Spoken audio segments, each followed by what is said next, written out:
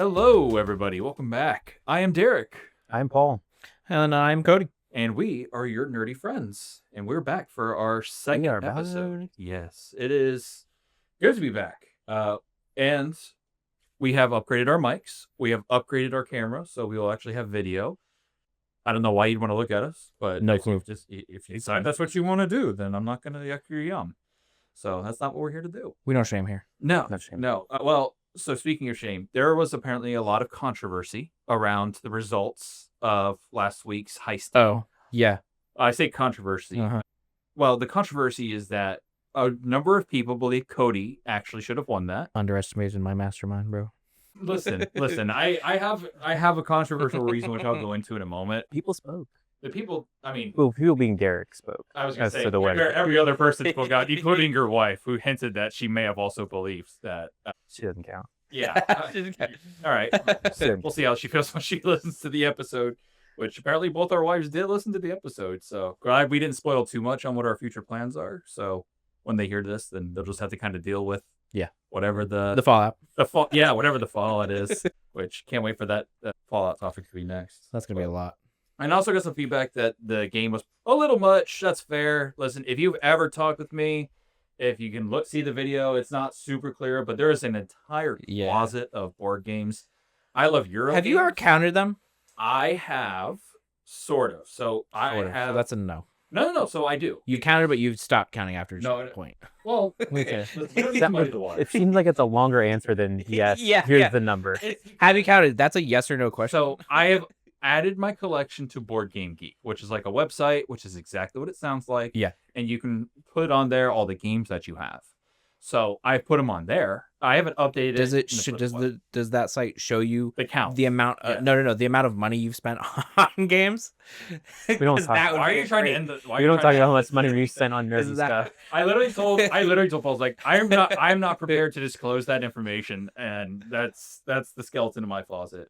Because there's obviously it's right next to Catan. All of those, yep. I mean, for all of the ones that you've gotten and that are just retail, and then how many Kickstarters have you helped? I have done at least 20 Kickstarters. And I am blessed enough to have only been burned by one. Yeah. And it was not a board game one, thankfully. Now the Board Game Geek, and they've all turned out really good. They've been amazing. I've heard good things out of Kickstarter games. One of my buddies has done a ton of them. I haven't done it in a while because it's expensive. It's literally a long-term investment. Yep. But there is one for Game Changer coming out. If you guys follow Dropout, like that channel who does like Dimension 20, they did they were the old College Humor group. Yeah. They're now called Dropout. I love them. Huge fan of pretty much everything they do. They have a series called Game Changer. It's chaos incarnate. If you haven't seen it, go check it out. Most of the episodes are behind like a subscription wall, which is unfortunate, but I'm not going to lie. You will get literal. I mean, for the content for like the group from College Humor, like, it's fine. They're going to come back up because I have a topic for later, but from that, so my Kickstarter's been good. The count from Board Game Geek, including expansions, because there are some expansions that are more than the base game. Like, it's bigger, it's more expensive. It's a massive quality of life improvement. Dice Throne. I don't know if that's an improvement. That's just fair. Like, that's just. I was just thinking of like how big those expansions are. I was like, those are more expensive than the base game. I feel, right? No. Because I'm like trying to think of like the base box. I was like, the base box is not as big as some of these expansions. Dice Throne does a great job of giving you your quality for your. It does, and it's so fun. Like the development is great. Some controversial artwork around some of the X-Men releases, but I mean it's Dice Throne style. Including expansions, I was at over 150 like a year ago, and I haven't added much since then because the closet space is finite. Starting to get a little bit. You're gonna have to get like the what is it, the rotating, what is that? The late fuses. Yeah, I thought about or that. just go into the attic and just make a little. There is no attic. Like the attic space, I feel so bad for anybody who comes into our house because we have none. Like literally, they have to army crawl through the entire. There's like a cubic centimeter of space, so it's not great. So once again, we're already back on we've talked about 5 different things. We're so chaotic. So hopefully it's enjoyable to listen to. So the game, it was a little complicated. That's fine. We'll simplify it for everybody going forward. We'll have some videos. We'll have some images to simplify it.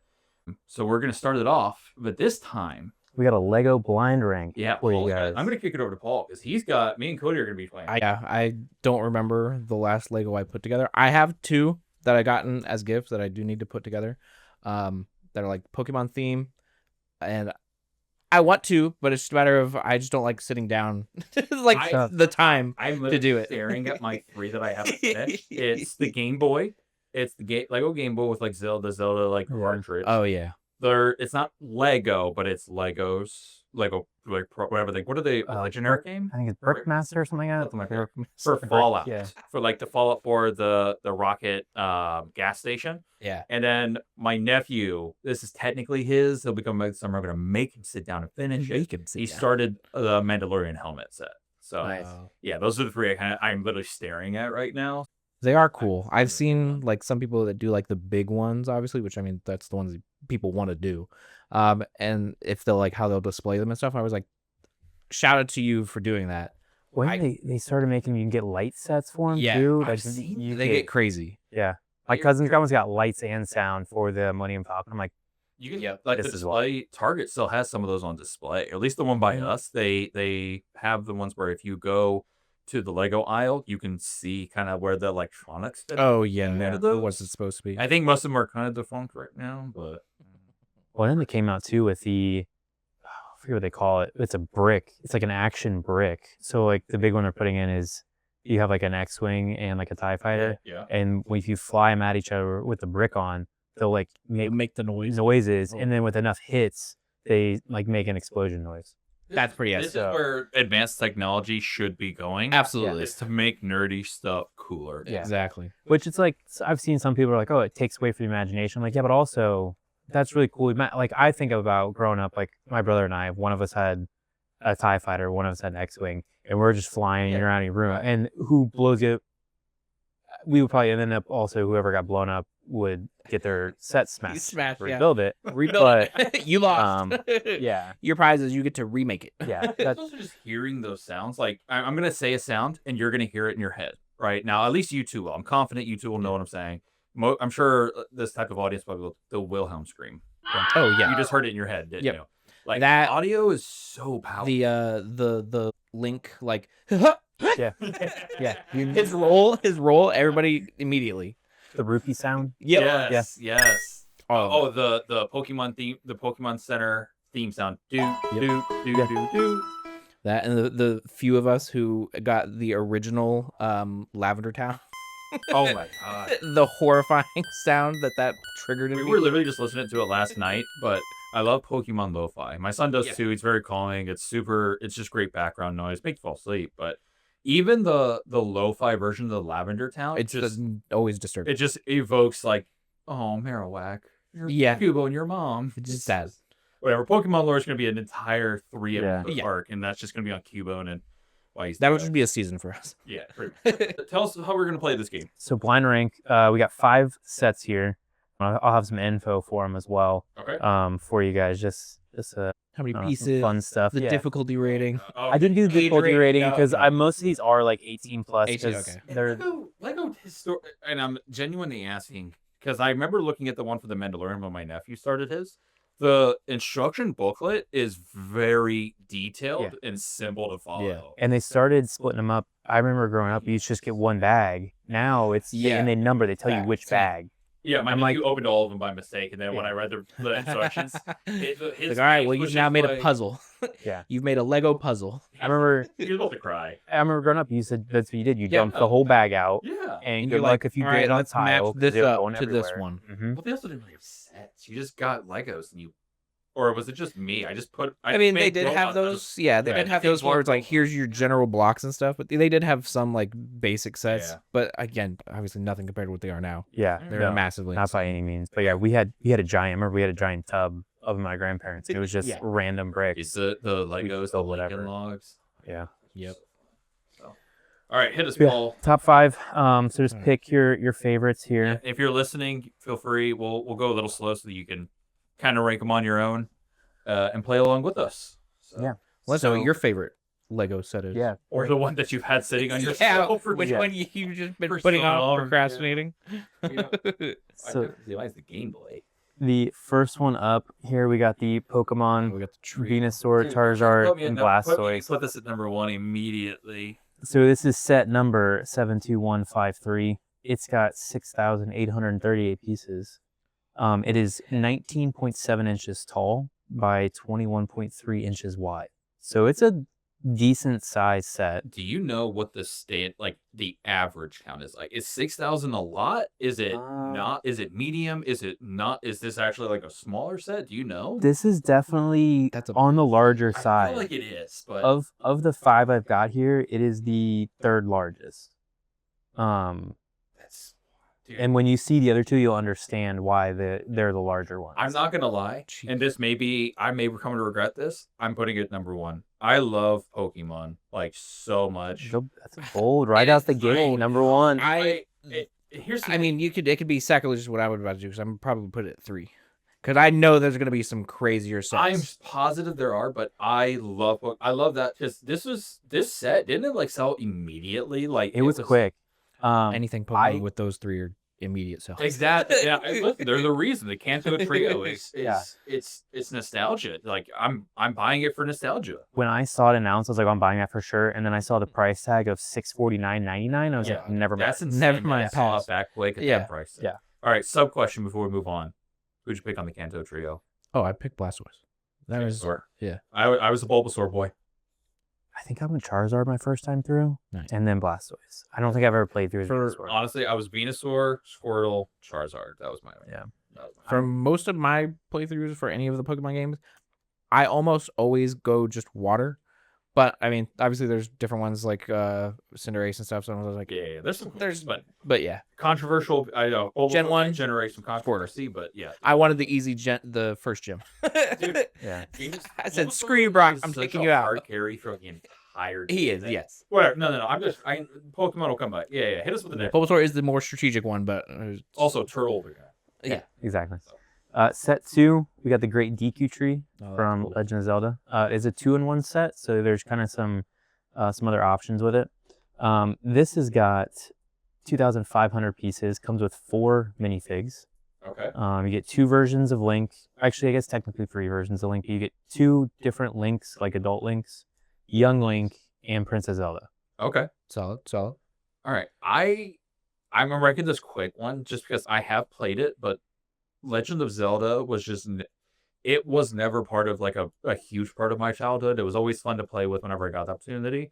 So I'm putting it at 4. Like I love the game, I respect it. I will never argue when someone says it's such an understand it. It's just for me, that wasn't the big one. So that's number 4. Yeah, I'm in kind of the same boat. I loved it. I mean, I've played most of them. I'm more of the aspect of like, I sucked at the games when I was younger, and I never bothered to go back to them. But I mean, obviously with like the new ones for the Switch and stuff, they're incredible. Yeah, they are some of my favorite games that I've ever played. But even for me, I'm just like, number 4. You need a PhD for some of the current ones right now. Some of these things super maker. Even the old ones, I was replaying Majora's Mask on my Switch on the like. It's a good one. I think that was probably one of the whole ones that I managed to beat. I had to get the working guide on my phone. I'm like, I want to get through this, and I want to actually see the story. So I'm like, I pulled up the guide. I'm like, I'm not figuring this stuff out. It took 3 days and have a reset time all the time. Also, we're adults. I want to make this clear now to everybody listening. There is nothing wrong with playing games on the easiest setting. Yeah. There is nothing wrong with that. No, so if I want to get the story. Especially when especially when you get older, you don't have time to be like, I'm going to challenge myself to do. Dude, I don't have enough time. I got 2 kids. I just want to sit and enjoy myself. Want a fun playthrough, good story. I'm playing a game. This is fun. Yes. I don't want to have to beat my head against a wall. Oh my God. 3 hours. Sure, I can't figure out this one thing. Yeah, that's why I don't play Dark Souls games. All right, what's next, Paul? Next, we got it's a Black Pearl, but Lego has it listed as Captain Jack Sparrow's pirate ship. I mean, it is his pirate ship. What do you mean? It is, but it would have been a lot easier just to call it the Black Pearl, call it what it is. But it's a really fun set. It's 2,862 pieces with 8 minifigs. You get Barbossa, Jack Sparrow, Will Turner, Elizabeth Swann, Gibbs and Anne Maria, and then Cotton with his little parrot, and Marty. And I think Marty is the little guy. Yeah, it's a bit controversial to call it Captain Jack Sparrow's ship because Barbossa had it. Right. There's been a couple of captains of the Black Pearl. Ship first. It was his, but again, there's been a number of captains on that ship. Yeah. They mutinied. They took it. Yeah, I was Rudely. I was interested, curious about the name, why they didn't just call it Black Pearl, but I titled this as Black Yeah, Pearl because yeah. that's what it is. You made the right choice.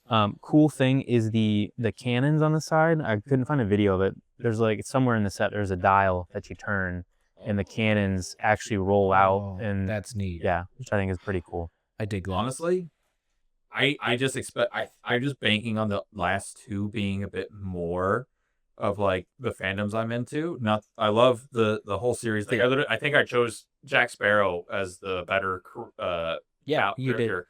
Yeah. He said with no amount of Mike resentment. Wazowski. I said what I said. Here, But I'm I would looking- put it at 5. I Weird think the eyeball, other like- two. I think the other two will just be a little bit more my Yeah, style. We'll see. I put him at 2. I really dig the whole series for Yeah. the Pirates of the I Caribbean. respect it. This is one I think I'm actually gonna pick up when we maybe get a nice bonus check or something. $379.99, so it's not crazy, but definitely not affordable. I mean, I would definitely rank some of these. I mean, that would be one of my splurge. uses of ranking this. But like, how expensive is it? All right, Yeah. maybe I'll actually Yeah. buy it. Yeah. The other ones are like, those are really expensive. Yeah. I'm not spending on that. The good news is I have not yet come to regret putting Pokemon first. That's Like even if I knew these 3, I still would put it first. So. This next one might get you. No, the minutes. This is Oh, everyone's going Coming crazy soon. about this. Yes. it's so cool. That's definitely. I'm gonna put that at 1. Coming soon, June 4th. Minas Tirith, set 11377. Again, coming June 4th. It's got 8,278 pieces. This is the second largest set. On the list. It's massive. So the next one is the largest. Yeah. This thing is massive. It's- I don't know. I can't remember what the biggest is, but I've seen what like the size of it, and it's a monster. Yeah. That is insane. You get 10 minifigs. It is 23.5 inches tall, 24.5 inches wide, and 14.5 inches deep. So Does just it talking list Does it weigh? 2 foot. Yeah. What's the That's weight? exactly my thought. It did Dang it. actually. That's a good. Like at the final build. That's a good question. Yeah. I'm curious if it has it on the Quick website. Google. I remember first off, the movies, the books, both of them, All love them. I'll be honest though, what really just like what made me such an avid fan of it was Battle for Middle Earth. Oh, dude, yeah. The That was was it RTS? Yeah, it was an RTS, and it was like I remember going for. I used to live up north, so we actually took a road trip down to Florida, and I remember playing it on like my little Acer computer that was like dying. I played that in the car. Probably because you're trying to play that game. Yeah, I mean, this is old. Like I know it is. Yeah. So, man, that computer. I plugged it in. We had the card where you could put the adapter in. Yeah. I'm fairly certain it killed the car battery. Probably. We had to have a couple. Just running for Yeah, trying to play this game. My aunts and uncles yelled at me like, "Okay, you got to stop, man. Yes. Play it on your Stop computer." sucking the battery out. It's like, what do you expect?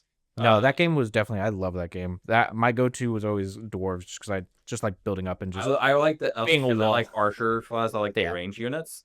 And then I actually very recently, within like 6 months, I got an external DVD drive because my current tower doesn't have one, and I got hard copy versions of both the original Battle for Middle-earth 2 Oh dang! and the expansion for Rise of the Witch King, just so that way I could always play it. In case I need to. Like I have like a little virtual machine on my computer that is capable of running it because it's so old, so old. There's no compatibility.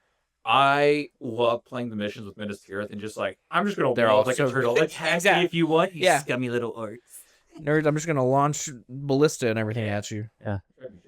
Some of the minifigs I think are pretty cool. You get Gandalf, Faramir, Denethor, Peregrine Took. You get Aragorn as king, which I think is pretty cool.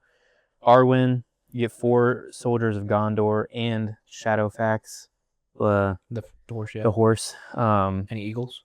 No eagles on this I one. was gonna say, are there Um, 300 elves that came to our aid? Yeah, No, you probably could buy a bunch of elf minifigs. I'm sure there's someone that has a whole absolutely. battle of like Helm's Deep. That didn't and- even happen in the books, if I remember correctly. Like the elves didn't show up. So like that wasn't a thing. I read The Hobbit. I never got through them. Yeah. I haven't gotten. I got through reading this book on the bookshelf out the thing. Not this one. There's Yeah.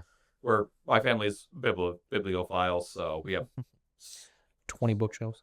Cool thing is if you sign up for the Lego like Insider Club, you can get there's a Grand set that you can get. It's like a free gift if you get it. All supplies last, I guess, which I think is pretty cool. That is very cool. So yeah, this is definitely number 1 for me because it's solid number 2. I I fully- fully have ever said that. No. Yeah. fully understand the hype for this Yeah. for it coming out. Okay. yeah. I'm terrified to see what's bigger than this. I know what's like, bigger, yeah. I'm feeling like that. Is it? I know. I was like about to say. I was like, is it the Death Star? I think because they had that. You guys, Yeah, you guys it's are pretty Death good. Star. Yeah. You guys are pretty The good. Death Star is massive. The latest Death I Star remember set. watching Ned make it in the Spider-Man. He Yeah. dropped it. Well, Sad. that's that This might is be a super different- depressing because I'm putting this at 5 and I don't. I honestly, I didn't think about it. If I thought about it further, I probably would have put Death Star at number 2 just because I do rank Star Wars above Lord of the Rings. Maybe controversial, but I'm more of a sci-fi, sci-fi one versus fantasy. I tend to drift that way, but dude, I don't regret this, honestly. I regret it. I think I nailed this because if I knew every set, I still would have had Pokemon at number 1. I would have switched Death Star and Minas Tirith to Death Star 2, Minas Tirith 3, but I'm perfectly happy with that. Great Deku Tree number 4. I honestly maybe I also would have switched my 4 and 5, but I mean dude, it's the Death Star. Yeah. Yeah. You get How much is this one? $1,000. Nine straight 9s. Price wise, 999. at 5 is accurate for me. Yeah. Set wise and how cool it is, not a 5. You get a lot with Which it though. you get a lot. And but it looks like Pulling like layers. a shelf. Like, Yeah. it Yeah. looks like something you put other things on top of. Yeah. For sure. It's 9,023 pieces, so the largest of the sets here. You get 38 minifigs. Holy. You get 2 versions of Luke and Han. You get Jedi Luke, Stormtrooper Luke, Stormtrooper, yep. regular Han and Stormtrooper Han, Leia, Chewie, Darth Vader, Obi-Wan, R2, C-3PO, the Emperor, and then a bunch of Empire goons. Yeah, all the stormtroopers and stuff. Yeah, Stormtroopers. Do they have any of the I almost said robots, but the actual like mech that they have? The ATST, yeah. Well, the ATS That's a whole different set. the AT is is it? the 4-legged The like four-legged, the big one. The ATST is the 2-legged like that's the chicken walker. the Ewok. Yeah, Yeah. Here, just to give you guys some other. I know that because I played so much Galaxy at War, and those were my favorite. That's the full list of. So, God, there's like, so many. are minifigs like rare or something like that? No, but Some there's of them definitely are. a collection for it. Yeah, They get mean? crazy. So there's some they're- people that's all they collect are the minifigs. yeah, are like the minifigs. Yeah. I mean, we've gone to Comic Cons and we've seen where it's like, oh, you I just thought buy this was, those. like just fan made. No. shit. No. Well, I mean, some maybe, but I mean, there is just one where because some of these, from what I know, is like they're obviously the older sets. They're rare, so like some of them are makes only like That makes sense, maybe but- 100 have been made. Oh, so is it kind of like people banking on it, like the value appreciation? That could be, but I don't think that's the big part of it. I think it is very much just hey, they want to collect it. But there are those collectors where it's like, oh, I only want the rare, like limited edition Yeah. ones. It also There's ones that depends are like solid gold and stuff. Yeah. Crazy. It depends what you're doing too. Yeah. Because there's some people like I've seen one where it's like the 501st and they have their like the clone Mhm. version of the AT-AT, and they want like a full regiment of clone troopers. Yes. So you need a ton of them, and so like people are Yeah. buy them up Yeah. because they want 100 of them. Yeah. And like some of these Lego conventions, they'll put on like a full scale. I saw the Battle or one who did something. the Clone Wars one. Yeah. that was. And That's see, that also makes sense why I think. insane. Yes. So Yeah. I mean, the same thing with like for what is it the magic cards that are like, oh, you can have any number of this card in your deck, and you're like, I have to get 50 rats or whatever. right, and see, like they're expensive. That makes sense. So people are just buying it like this is gonna be. This might be a recurring theme, but I'm gonna take another shot at you scalpers. If you scalp, you suck. If you're not buying it for like, I'm buying it for a project. I'm buying it to play the cards. Buying it because I want it not to Right. turn around and I'm not sell it sitting again. here thinking it's like a stock investment. No. Yeah. If you're buying for that stuff, cool. I get that. But people are like, I'm collecting these to try and resell it to the guy who wants Yeah. to build this cool diorama. Yeah. If you scalp, you suck. You Well, suck. then- You should feel bad, and I hope none of your friends go to your birthday. Just think about like I this hope you one. stub your toe on the Yeah, nearest yeah. table. This one's got a Stormtrooper like bathing suit What? in the bottom corner there. It is. He's got a crazy. 6-pack. Oh, bro is yoked. He's yoked. Oh, But like yeah. you can probably only get that guy in Brother that is set. jacked. Yeah. And like, Yeah. So it's stuff like that where it's just like, oh, this is unique, and it's like it's only going to be in sets. So like for people to get multiple of like situations like that where it's like you either have to talk someone into giving you theirs or buying it from them, Yeah. or you have to get multiple, which no one's buying. I mean, there are going to be people who buy multiple of that, but And here's the thing: if you are they still So for these sets? Are they still like making these? Like, can you still buy these, or is it? Yeah. Because I assume at some point like these get sold out, and then The only one, the Great Deku Tree is retiring soon. okay. The rest of these are still like being made and in production, but probably in high demand or Yeah. limited supplies. Yeah. Well, and like it depends where you go to. Like we have a Lego store near us, so I could go in and get the Death Star. Yeah. Most likely, I could go in and get the Millennium Falcon. Most Yeah. likely, like they'll have them. when it comes to the retired is when it's like, all right, now you have to go through third party, and they're gonna jack your Yeah. price up. But even that, there is also a third-party Lego store near us. really? Yeah. There's one in Clearwater too. I forget what they're called. I passed one on at Costco that I went to. There's one called like Brick Store. It's like That's probably the other store. The one like because they have the one near me has 2 locations. One's in Clearwater. he survived COVID. Yeah. Who's been there since 2020? Like that's impressive for like a Lego store. That's how serious collecting Legos is. It should be. Again, if you're a serious collector, that's cool. Because like I'm the same way. Like I got so many Pokemon cards and like other stuff. I'm like, it's cool to think I might have a lot of money in that, but part of me is just very excited when my kids get older to pass that down to them and be like, listen, this is something I loved as a kid. I want to share this with you. You know, that's what I'm looking forward to doing. So, you know, if you're keeping it for like legacy purposes, that's cool. There's nothing wrong with that. Whatever your hobby is, if it's Pokemon, if it's Legos, I mean, there's cars. I think Sebastian's gonna be a car. I think some of the ones that are probably my favorite Legos that I've seen that I would want to do are some of like the actual like Star Wars ships. So like I've seen ones where like I like love when they have was it like the Slave One ship? Yeah. And that's in Star Wars. That's probably my favorite ship, just because it's just the sound it makes, the bombs, the sonic bombs, like best sound in all of the movies. What I like just is there's scratching the itch. there's multiple. They do multiple levels of the sets too. Like obviously, this one isn't a great example, but like the Millennium Falcon, there's a UCS. UCS is like these ones are the big crazy builds. There's a Millennium Falcon like that. They also did like a play set that's meant for kids to buy and be able to play with. Yeah. They did a dark Millennium Falcon, so it's like if the Millennium Falcon was Sith, they have a Jedi Vader where he's all white and has like a blue lightsaber, which is cool as hell. That's pretty epic. But then they have a mini ship too, and like that's what I like because I like building these, but I'm running out of space. Yeah. So I've got this mini ship. Big that- part. Yeah, it fits on my bookshelf. It's like the same size as like the helmet sets. Oh, okay. So it's smaller. Like obviously there's not as much detail. You don't get the minifigs, Mhm. but they're like $50-$60. Something like that, yeah. And I've got the Millennium Falcon. I've got a Death Star, not a Death Star. The flagship. I'm blanking big time. Like the Empire, yeah, like an Empire. Yes. Oh, okay. Yeah. I've got to build the Invisible Hand, Grievous's ship from the Clone Wars. Yep. I've got the Rebel Hammerhead ship. Like, Love that. and so it's great because they have these smaller ones where you can make these smaller sets and have them and A little more space efficient. put them on your bookshelf. I remember we talked about this a while ago. You should. I'm gonna maintain the suggestion. You should string them to the ceiling and have it like ships doing the battle in there, especially with the power thing that you said. Yeah. It would be so. Yeah, it's so cool. Like, oh, you open the door, trigger motion sensor. You just hear the ship sound. So you just walk in. It's just you just see them hanging from the ceiling, and just sound go. You just hear the laser beams. Pew pew pew. That'd be cool. And Stitch's face. Yeah. I definitely thought about it. I've got these chunks of wood in my garage that I thought about cutting like circle discs to then make like little pedestals to put around my office.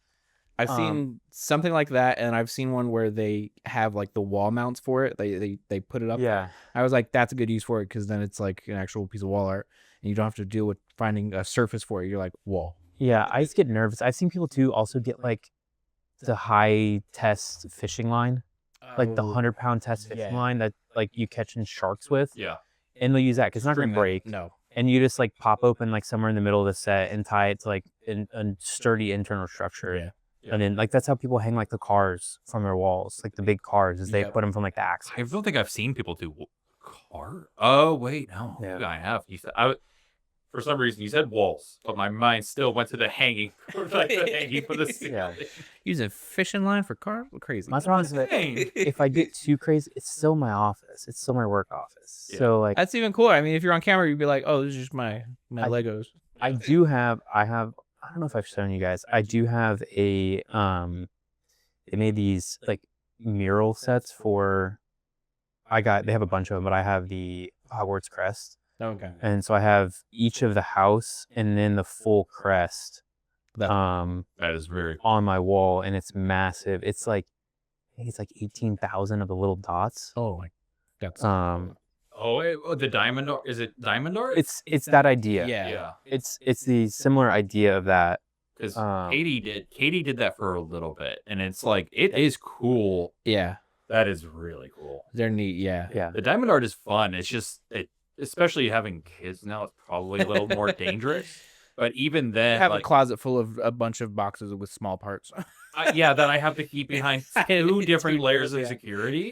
But I actually he actually has his own shelf now. By the way, we're starting to get him in. Like, he loves playing like the break the ice game. Oh yeah, with the penguin on it. He loves that. He literally will play that over his tablet. Oh damn. Yeah, like That's what you want, though. it is. Oh my god, I'm so happy. This is the best thing ever. Same with there's this like pig thing. Yeah, you roll a dice, you put a number of hamburgers into him, and you push his head down. Yeah, his belly gets bigger, and it eventually pops. It pops. Yeah. Yeah. He loves that, and I'm trying to expose him to like the board games because he also is there for most of our game nights, so he sees us playing these. Yeah. And I'm hoping he picks up on that. Like he loves his tablet. Those super complicated games. Yeah.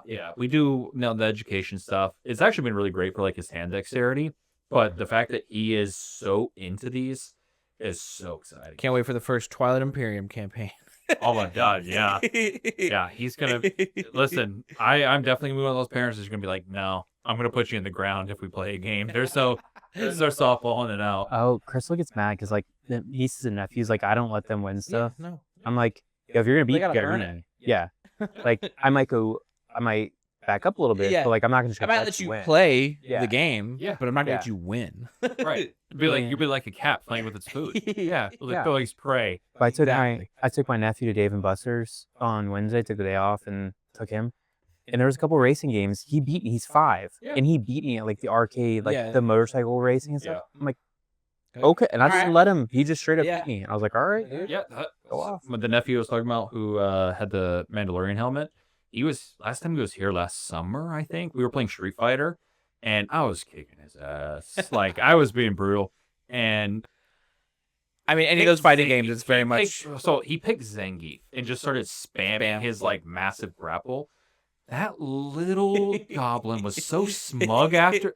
I'm not super proud of this next part, but he was just so smug about it. I picked Blanca, and I just went crazy on him. I was like, I perfected him, and I was just like, I let the first round happen. I let that first round. I let you start that combo. This is what happens. Remember, you have years before you could do it. I was born into the Street Fighter. You merely adopted the spam. So, not super proud, but also he deserved it. You gotta remind them every once in a while. Yeah. Hey, listen.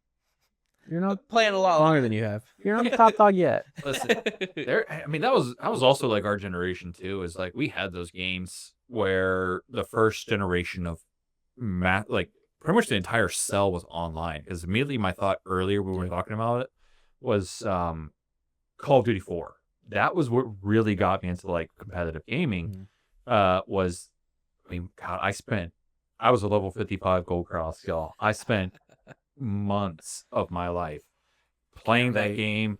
I was at the point, dude, it was high school, right? Oh, yeah. So we were up until like 3. My bedtime, my routine was sleep until 2, play until 4 o'clock, wake up, rinse, cycle, repeat. Like I did not take great care of myself. Even like back in that day, like I hadn't played a little bit of Call of Duty or a little bit of Halo and stuff, but I was never into shooters. Not something because for the longest time I didn't have like the internet connection for online play. Yeah. So I was like, I'm still playing a solo game. Xbox Live, OG. Yeah. So I was like, all right, whatever. I don't think I got on live until I graduated high school.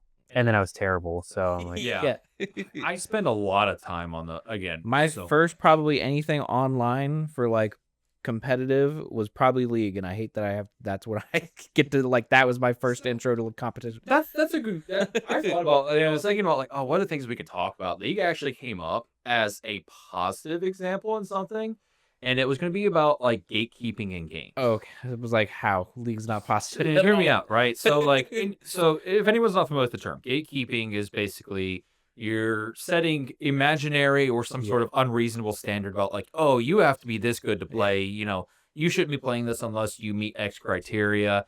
It's typically associated with some very like unsavory. I think you. I don't know if you had ever. I was assuming you did for Destiny.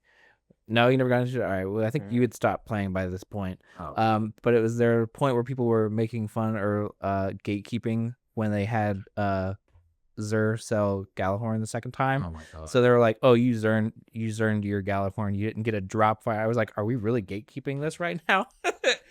just that sentence, you Xurned. Yeah, Galahorn, correct. They came up with that, and I was like, "I think I'm done after this." Yeah, and I mean, I was like, it's one of It those was so things comical.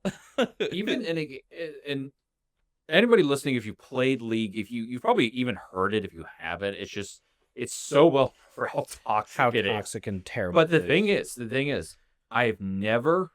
The only time I could think I've heard somebody gatekeep is when they're like, you shouldn't play it because it's so toxic. Not like you can't play this because you're bad or whatever. Like, yeah, people will flame you for being bad. But I'll say this, it's one of those, it's a bad example of an open community because the community is so awful. So it's like the gatekeepers are usually the ones like, you probably don't want to do this because it's so like, hey, you're not going to enjoy this. Yeah. So I mean, everybody who's still playing it, they're trapped. They're trying to get out, but they can't. They sold some part of their soul for God. platinum. Anytime we have like a relapse, because that's how I consider it, a relapse playing League for like a week or so, and I'm just like, God, I still hate this. I was playing recently. I think the only thing close that I played was RuneScape. This might be one of the more controversial nerdy things about me. Never played RuneScape. Really? Never played any aspect of it. Like I know this whole spin-off stuff. I know Tyler's massively into it. He talks a lot about it. I know there's been like, that's a core thing. I just somehow missed that. Like I missed WoW. I never got that because I was the same thing. Or I didn't have the internet. I was like, I can't play online. We didn't have RuneScape. I somehow did manage to get either towards the tail end. But I didn't play it like long term. I played it for, I want to say maybe a month, but it wasn't like hardcore. But I played enough where I was like, I see the appeal of this. I definitely caught it at the tail end, but I played it probably a good couple years. And then I was was a member paid? I forget like the zone they call it. Where you like pay for it. I know what you're talking about. I can't. It's been so long. And when they were announcing old school RuneScape, I was like, I'm not playing. I'm not getting into this again. I think it's talking about WoW for a second. No, I don't. There's like a member where you pay for it, a member space, whatever. I did that for a couple months. I was like, nah. Yeah. No. Now, like the first live services and stuff, we were like, no. Now everything's there's like actual like crypto farms in there. Like people are like there's like an entire economy. There's the central whatever they're trading, the grand market or whatever, central market or something like that. I mostly heard about it through like it was like proxy exposure or something completely unrandom. I really think it was like a true, almost like a not true crime drama documentary thing, and they were talking RuneScape really came up over exaggerated. That's hilarious. I love that. I mean, it seems right because I mean, again, especially it's just so funny to think about too how like games create jobs. Correct. I mean, the conditions and the circumstances not ideal. I definitely think there's a lot of less than reputable options out there. But when you think like these types of roles, ways to make money exist because of game. There was something that I had just recently read or watched. It was something about. I'm really upset that I can't even think about it. Basically, it was either WoW or RuneScape. It was one of those games where I can't remember if it was country in South America where they could basically farm in the game, sell it to U.S. players, and it would make them money in their home country, and that was like their job. Yeah, they would use that as like farming in game, playing this game and stuff.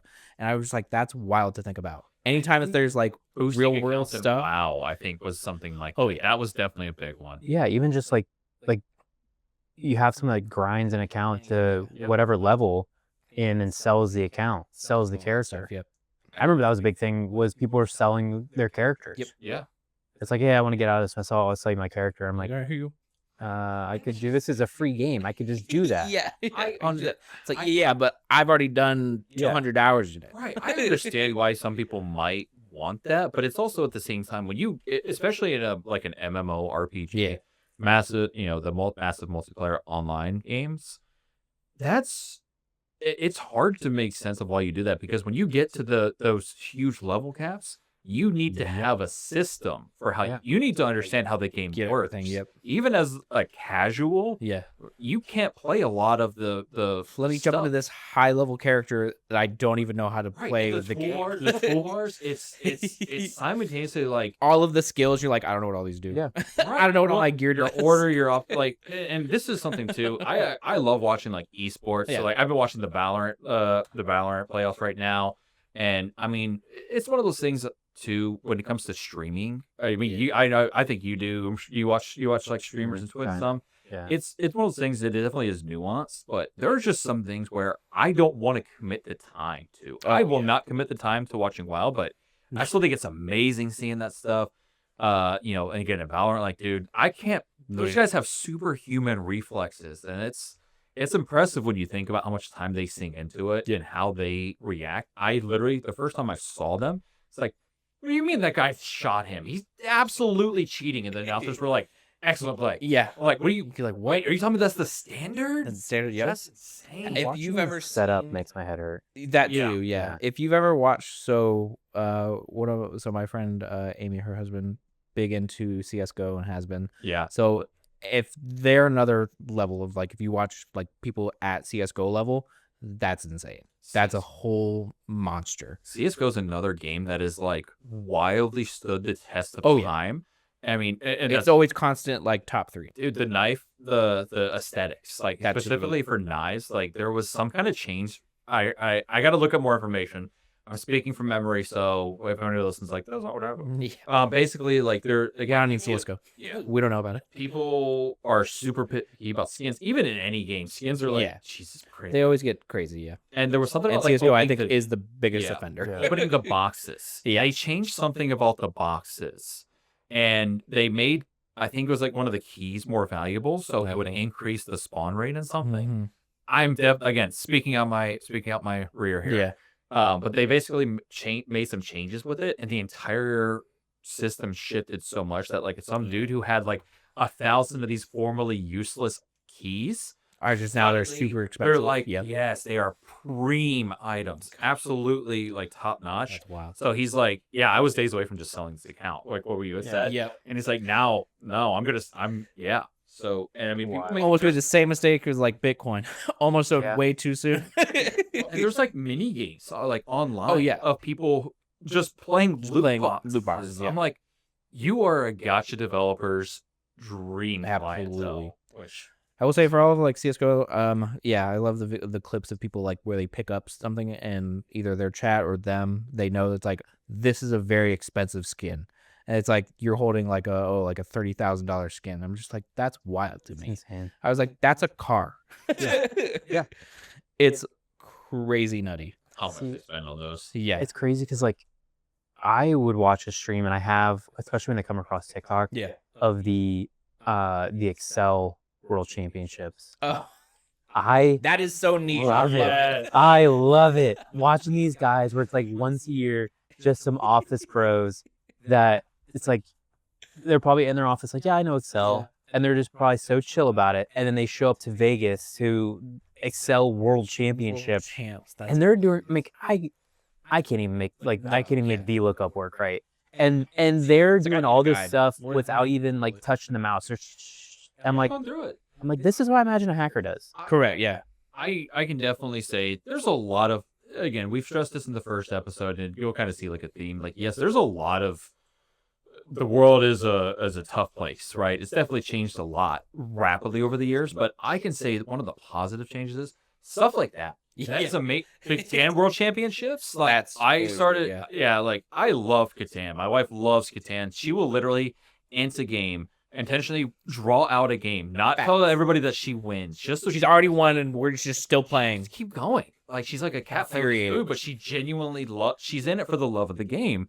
And like the stuff like that, Ultimate Chicken Horse has a World Champion Series. That's pretty amazing. Yeah, I mean it's a fun platformer. It is, but the fact that these types of these types of competitions and like these groups exist because of the interconnectedness that the internet and other things afford us. Like there's really high level play for this game. Let's make a championship. Like I just love this game so much. Yeah, I just want to play with other people. Let's make a champion. Let's have a tournament. Even something like Excel, the fact that people are so passionate and have so much like time invested into it, that is one of the coolest things about our time that I think we're maybe it's overexposed to it, maybe we don't realize it, but I think that's one of the coolest things that this era has brought forth us. It's almost, you can almost guarantee that there's an audience for everything. Whatever niche interest you have, there's probably someone out there you can find and share that with. 100%. Absolutely love that. Well, so we're gonna kind of move to wrap up here a little bit. So we're gonna try and always end these with a positive news story or just something interesting to have everybody. Positivities we got today. Yeah, positive. So Derek. Are you guys familiar with osmotic power? Osmotic, that's just like it's passive, like osmosis. It's not Osmosis Jones' sister, I promise you. What a cool. Love that movie. I was sitting on that joke for like 3 days. I thought about it in the shower, but sitting on for a while. So osmotic power is often referred to as blue energy. It's another form of 100% renewable energy, and kind of what you were alluding to. I'm reading a lot from this directly from the sources. I'll link those just because it can be a little complicated, and I try to simplify it. It harnesses the energy naturally created when fresh water mixes with salt water. Oh, okay. So the entire system relies on the process of osmosis, which is water permeation. So the simplest way to kind of visualize this, okay? Imagine a giant tank split right down the middle, but with a very thin, very, very thin permeable membrane dividing it two. You fill one side with fresh water, you fill one side with salt water. So nature, in all of its love, it goes for balance. So you have the fresh water wanting to go through and dilute the salt water. Salt water on the other side is trying to do the same thing. Basically, during this process... Doesn't salt water want to go under fresh water because it's heavier? Isn't it more dense? Isn't that how it works? It wants to rush through the membrane that dilute the salty side. So, and then the membrane is designed to let the water molecules pass through but block the salt ions. Okay. That was the simplified version of kind of how that process works. So as the fresh water is forcing its way through, it causes the water volume and pressure on the saltwater side to rise dramatically. That's the osmotic pressure. Yeah, it's circular. Yes. So the salt water is trying to get through, it's pushing the density lower. Yeah. Fresh water goes up. As the buildup of the pressurized water is directed through like a turbine, it spins it drives the generator, creating electricity.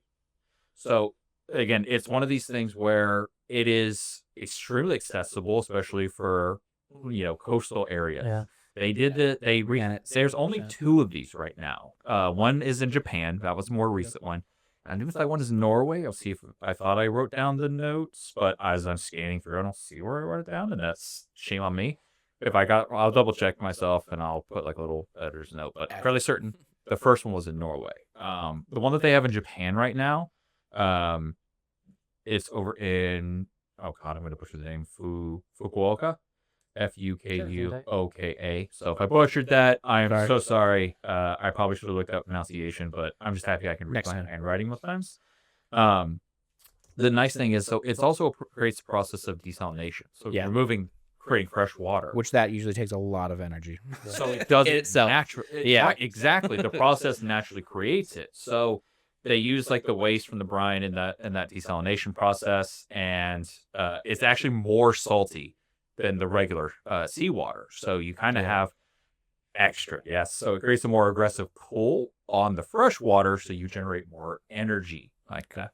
So sorry, this is a little more scientific. We don't have too many of these, but again, it's one of these things where I'm big on renewable energy. Yeah. And I never knew about this until I started actively looking for these types of things. No, yeah. So some of the major benefits, it's round the clock. It's always happening. So some of the cons to a lot of the popular forms of renewable energy like solar and wind is it's environmentally situational.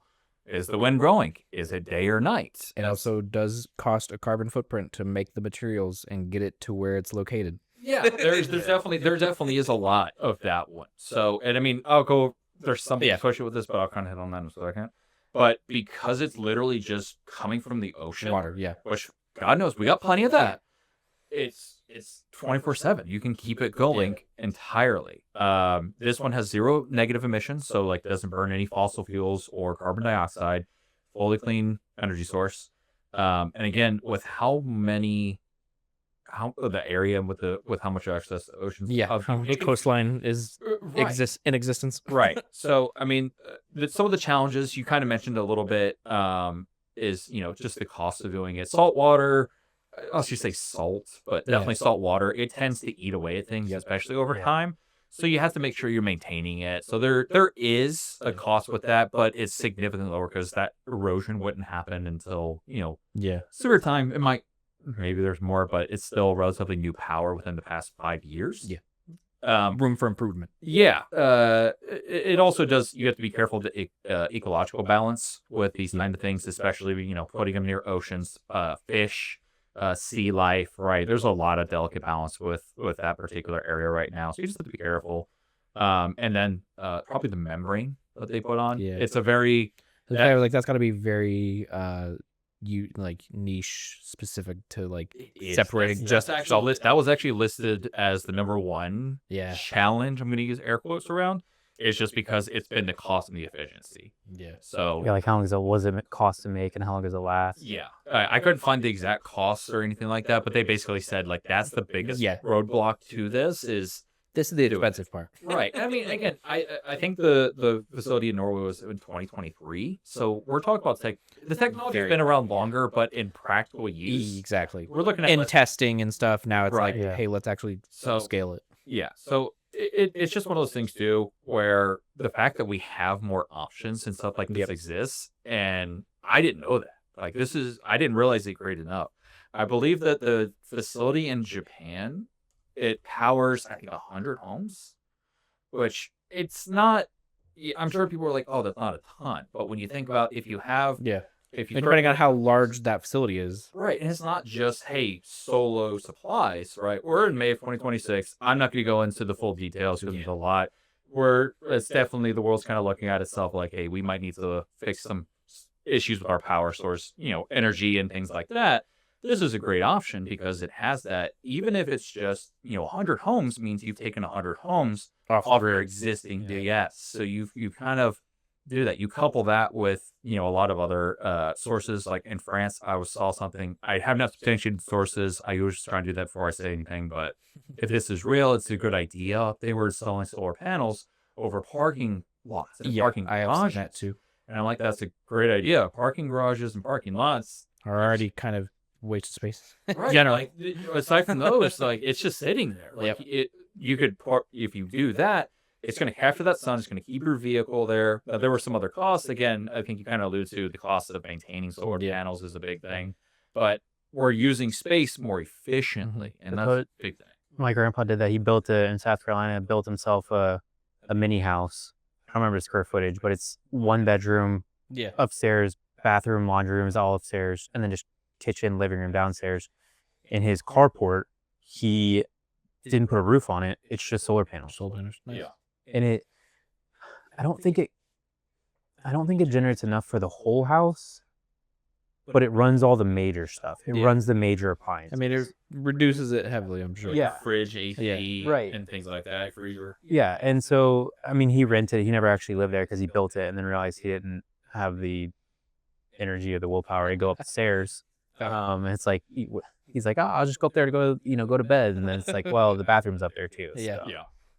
So he built it and then rented it. But I mean, the lady lives there, loves it. She's tried to buy it for my sister a couple times because it's great. It's great for one person, and having the panels, it lowers her bills. It's not just taking energy and putting energy back, but I mean, again, for especially like in our area where we have it gets hot here, man. Yeah, having that another layer to kind of keep the sun from hitting your house, like that's just insulation at a level. So, I mean, God, the difference between having a room over a tree and not is massive. Yeah. So, renewable energy, it's not perfect, but it's definitely something where we have a lot of stuff that just exists that we could take advantage of. Step in the right direction. Right. I think that's one of the cool things. And again, I had no clue this existed. It existed for at least a number of years that, especially could be perpetual, right?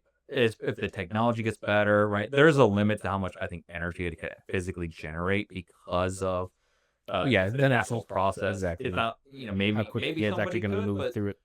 You could try. But even if you had even if you're a business that was near the coast and you put one of these plants and you powered just your business, you're like, cool, that's one less bill. Yeah. Like around here, I mean, Amazon. What if Amazon could power one of their warehouses with one of these? And just especially with AI data centers going up, like power and energy is a big conversation. Yep. Looking into these ways that we just have naturally occurring energy options. I think that's just something, keep an open mind with. Let's be prepared to face challenges. Everything will require adaptation and adjustment, but we have these available to us. So, if you're ever like, man, what are we going to do? Fossil fuels, whole 9 yards. Yeah. We have options. We just got to be willing to take that step forward and, try some new stuff. First step, stop building AI data centers. That would help tremendously. Thanks. Yeah, we probably don't need as many as we have. So AI will be a whole other thing, but nightmare. Yeah. We love AI. Yeah. So that's our positive. Like a hot knife. Yeah. In my eye. Up there. Yeah. I see what you did there. You clever. So. All right, we're gonna go ahead and wrap up the episode there. Then, thank everybody for listening. Hopefully, we'll continue to get a little bit better. We'll have an edit cut go out for these. Again, we're gonna try and get these done every Monday. Maybe some special episodes, some stuff. Make sure you follow us on Instagram, YouTube, and Spotify. We'll look at branching out to other places. I know Apple has their store, but I'm an Android guy. Yeah. So we'll look to maybe add to expand where you can listen. But make sure you follow us. Your Nerdy Friends, pretty much across the board. Just search for it. You'll find us. I didn't really run into any other groups with similar names. Yeah, I think I only found other episodes named something nerdy. Yeah. So we nerdy, unfortunately, is the one where the catch. That's the key for a lot of things. I love that. That's the key where the catch is not friends. Yeah. Yeah. So make sure you follow us. Okay. We'll have links in the description wherever we are, so you can follow some different channels. If you're enjoying this, make sure you like, subscribe, follow, whatever. Hit the bell for a notification. Yeah, the whole 9 yards. The whole 9 yards for listening. Rank your Legos here. Yes, leave a comment. You can do it on Spotify now. I learned that when I was getting these uploaded. Spotify does have the option to leave comments. Spotify has some interesting stuff. That's surprising because I'm trying to think of any of the things that I've listened to a few podcasts on there, and I was like, I don't know. It's kind of out of the way. And you kind of prioritize it, but it's available, and definitely check it out. So leave a comment on what your ranking of these 5 Legos were, or if you want to leave just, hey, what's your favorite set that you're either wanting to build or you have built. Either one, that's good. Or have you pre-ordered the Minas Tirith set? Yeah. You must be doing well for yourself. But we appreciate the support for everybody listening, all of our friends, family, and strangers who have left kind words and support. But thank you to everybody. Once again, I am Derek. I'm Paul. I'm Coda. And we are your Nerdy Friends, and thank you for listening. Gang. Bye.